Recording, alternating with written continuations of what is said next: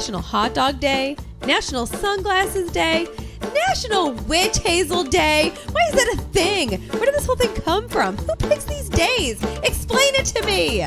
Take it easy. I've got all the answers. Welcome to By the Way Today Is. Hey, I see you're watching TV. I hear the song. It sounds familiar. What is it you're watching? I'm watching reruns of Happy Days. Happy Days. That's right. Yeah, they're ours. You know what I like in the title, in the introduction to that show? What?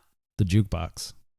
That might be the only thing I like about this show. I just really don't like this show. I don't know why you're watching reruns then, but it's a perfect day to watch that introduction on loop because it is National Jukebox Day, November 23rd.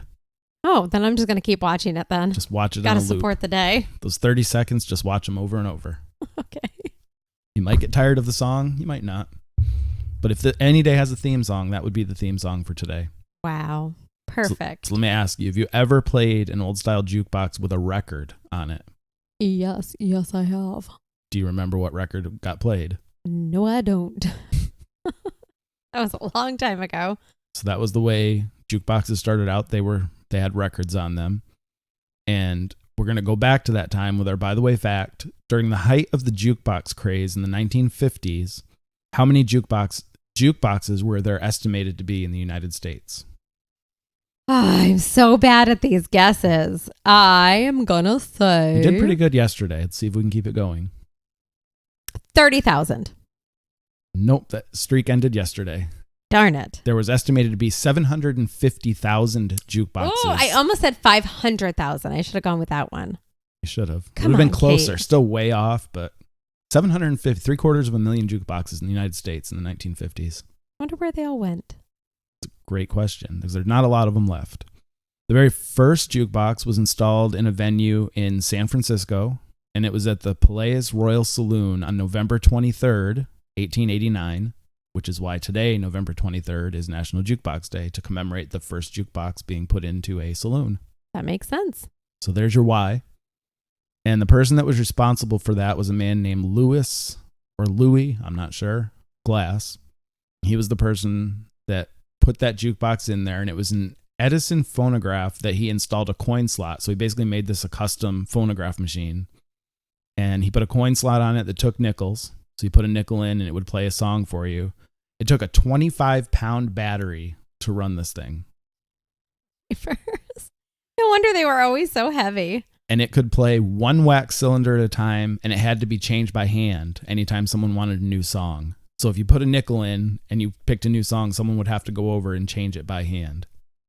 Oh, that sounds awful. So it wasn't very intuitive, but it was pretty cool for the time. Yeah. Very groundbreaking. So when you think about jukeboxes that you've seen that you put a quarter in and it just starts playing music, right? Mm-hmm. Or if you're too cool for school for quarters, you're like the Fonz on Happy Days and you just give it a swift little punch and it starts playing, or a little hip check.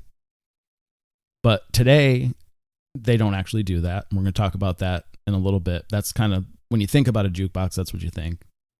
Yeah, that's part of the fun of it. Right.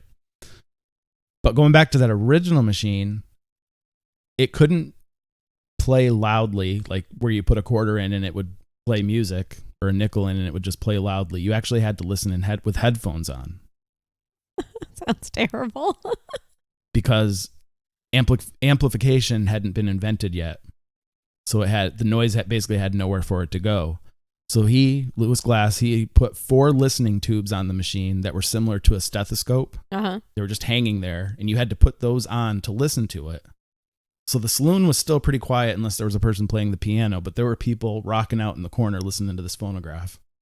I can't imagine what kind of songs that was playing that they were rocking out. I don't think they were probably rocking out. I'm just picturing that they were. Yes, I don't think they were rocking out to the music of that time. And when you think about it, that whole process was not very sanitary because it's person disgusting. after person had to put that stethoscope in their ear.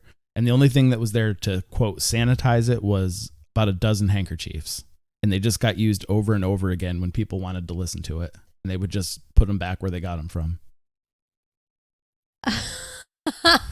This whole town cannot figure out why they're all getting these insane ear infections. That's so disgusting. I think we figured out why. So, needless to say, you probably wouldn't have used it. No, I definitely would not. I probably would not have either. Neither would probably most people, because we're a lot smarter than they used to be right now. But that machine was called the nickel in the slot phonograph, and that name eventually morphed into the Nickelodeon, which is what early jukeboxes adopted as a name. They were called Nickelodeons.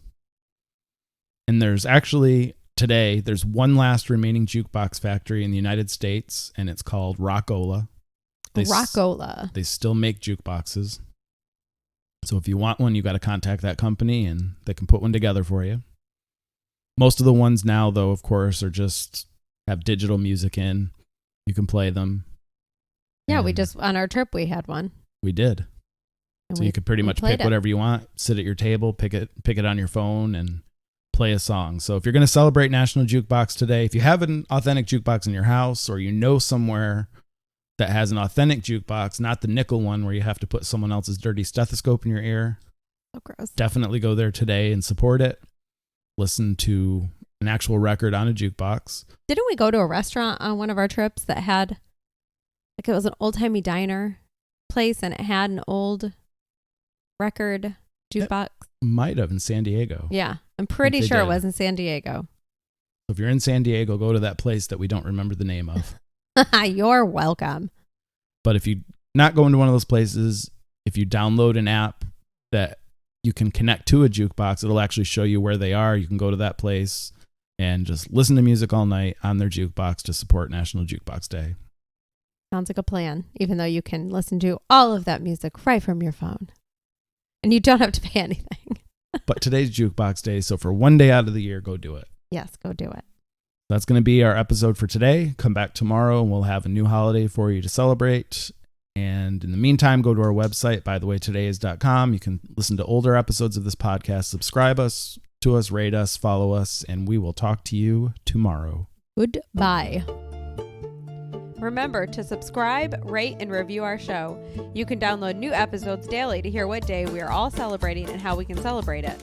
And be sure to share your favorite episode with your favorite person so you guys can celebrate together.